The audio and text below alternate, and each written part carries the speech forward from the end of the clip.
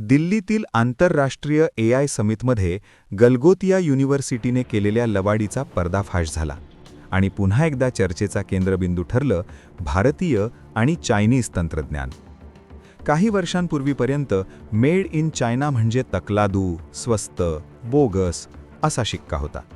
पण आज चीनने केवळ तो शिक्का पुसला नाही, तर टेक्नॉलॉजीमध्ये अमेरिका, जपान, कोरिया आणि युरोपलाही टक्कर दिली आहे. आपण रोज वापरत असलेल्या साध्या गॅजेट्सकडे पाहिलं तर त्यामागे चीनी तंत्रज्ञानाची छाया स्पष्ट दिसते. भारतीय मोबाईल बाजारपेठेकडे पहा. ॲपल आणि सॅमसंग सोडले तर शाओमी, ओप्पो, विवो, वनप्लस या चीनी कंपन्यांचंच वर्चस्व आहे. हो, त्यांचे फोन भारतात असेंबल होतात, रोजगार निर्माण होतो, फॅक्टरीज भारतात आहेत. पण प्रश्न आहे, तंत्रज्ञान कुणाचं? भारतीय मोबाईल ब्रँड्सपैकी अनेक कंपन्या चीनमधून रेडीमेड फोन आयात करतात किंवा पार्ट्स आणून इथे फक्त असेंबल करतात आणि त्यावर लावतात मेड इन इंडियाचा स्टिकर.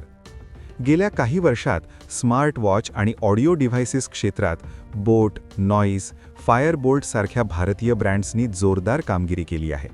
मालकी भारतीय, संस्थापक भारतीय, मुख्यालय भारतीय. पण कथा इथे संपत नाही.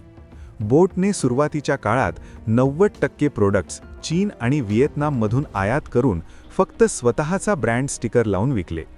यालाच म्हणतात OEM, ODM मॉडेल.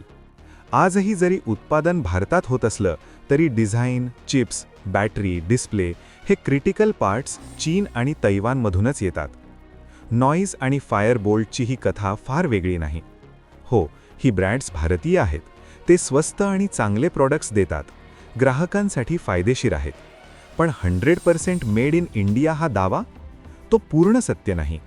कारण ही उपकरणं भारतात तयार होतात, पण त्यांचं तंत्रज्ञान, त्यांची आत्मा अजूनही चीनवर अवलंबून आहे. म्हणून प्रश्न चीन विरुद्ध भारत असा नाही.